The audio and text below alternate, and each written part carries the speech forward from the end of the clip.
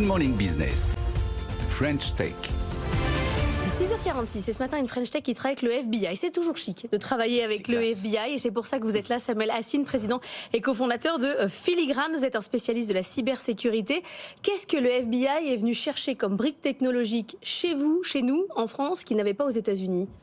Mais ils sont venus chercher en fait cette plateforme que nous développons, OpenCTI, qui est une plateforme qui permet de collecter et d'agréger et ensuite d'investiguer des informations sur le renseignement d'intérêt cyber. Donc simplement les informations sur les cybercriminels sur lesquels le FBI enquête. Qu'est-ce qui vous différencie, vous ? J'imagine qu'il y a quand même plein de boîtes aux États-Unis qui avaient une compétence proche de la vôtre. Non, ça n'existait pas.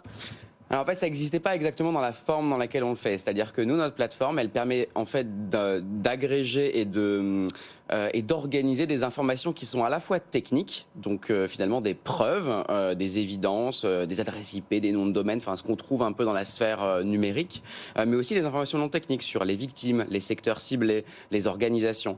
Et donc en fait, organiser toutes ces informations au même endroit, ça n'existait pas jusqu'à présent. Je suis un peu lourde, mais dans chaque enquête américaine du FBI, il y aura l'utilisation de votre solution.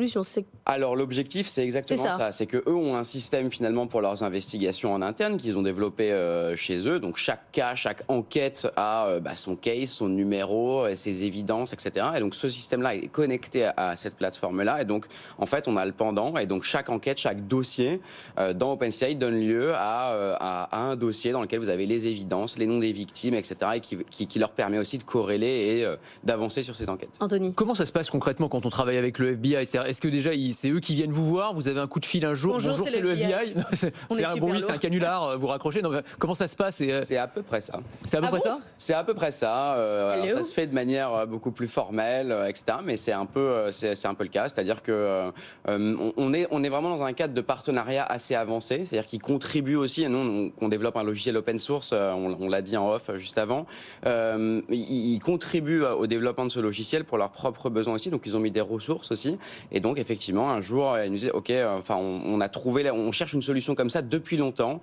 Votre solution est la bonne. Vous n'êtes même pas allé les démarcher ? Non.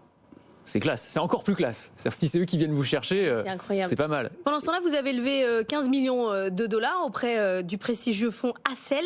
C'est votre deuxième tour de table en 9 mois, parce que ce qu'il faut dire, c'est que ça fait 2 ans que vous existez, ce qui est quand même très récent, pour avoir déjà levé 15 millions et signé avec le FBI. Quand on voit votre développement, à partir du moment où on a le tampon FBI, on voit clairement que votre développement commercial, il va être assez rapide. 15 millions, ça va être suffisant ?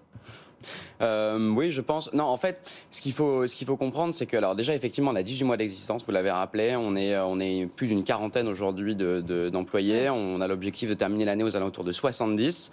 Les 15 millions sont là, effectivement, pour avant tout développer à l'international Filigrane. Australie, États-Unis, principalement les États-Unis. Et vous avez raison, votre question, elle fait sens. Alors le tampon FBI fait beaucoup, mais ne fait pas tout, parce que dans la cybersécurité, on reste aussi très axé sur le secteur privé, et donc on a quand même besoin de se développer, on a besoin de force commerciale, et 15 millions, oui, ce sera certainement suffisant dans les 18 prochains mois, et puis ensuite on verra. Et en France, est-ce que vous bossez avec les services de renseignement ? Parce que le constat qu'on fait, c'est qu'on a parfois des entreprises de cybersécurité ou de domaines un peu sensibles liés à la défense qui viennent et ils nous disent en fait on s'exporte, on bosse avec le FBI, on bosse avec la CIA. C'est compliqué de signer en France. Mais c'est compliqué de signer en France. Est-ce que c'est le cas pour vous aussi ? Ce n'est pas notre cas. C'est pas votre cas.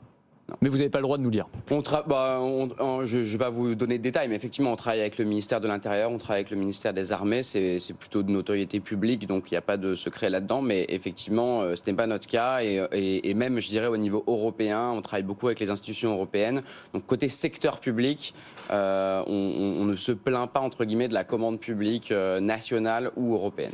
Il y a eu des alertes ces derniers jours, ces derniers mois sur le niveau de risque cyber, notamment lié aux Russes. On en est où là ? On est à un niveau d'alerte maximum ? On est à un niveau d'alerte qui... En fait, les alertes sont simplement renouvelées. C'est-à-dire que le niveau de cybermenace n'a pas particulièrement augmenté maintenant.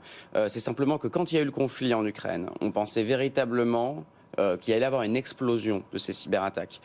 Finalement, ce qui s'est passé, c'est que oui, il y a eu des capacités qui ont été accrues, de tous les côtés d'ailleurs, défense, attaque, dans tous les pays. Et en fait, ces capacités accrues, si vous voulez, elles ne se sont pas manifestées directement. Elles ont plutôt servi à faire finalement ce que l'ANSSI dit depuis des années, c'est-à-dire à se prépositionner dans les organisations. C'est dormant en fait. C'est dormant, c'est-à-dire que l'objectif, c'est de se prépositionner, de se préparer, de montrer parfois qu'on est présent, qu'on est là, mais effectivement, il n'y a pas eu d'explosion majeure des impacts des cyberattaques. Anthony. Et l'arrivée ou la généralisation de l'intelligence artificielle, j'imagine que ça va générer aussi toute une nouvelle génération de cybermenaces, ça va vous forcer à vous réinventer aussi. Alors il y a toute une nouvelle génération de cybermenaces. Aujourd'hui, surtout ce qu'on voit, c'est la croissance, la rapidité avec laquelle on peut monter une attaque. C'est-à-dire qu'en fait, tout ce qui est IA, c'est pareil pour le contenu et tout ce qu'on poste sur les réseaux sociaux, ça accroît notre capacité à aller très vite.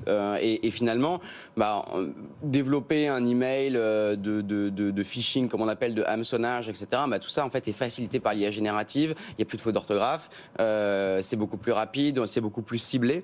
Et donc en fait, l'IA générative a surtout cette capacité à rendre beaucoup plus rapide le fait de monter finalement une opération offensive. Et ensuite, après, effectivement, il y aura certainement des nouvelles formes, parce que l'IA générative est capable aussi de générer du code source et de générer donc des codes malveillants. Donc effectivement, il y aura aussi cette capacité-là. Merci beaucoup Samuel Assine. Filigrane, retenez bien ce nom.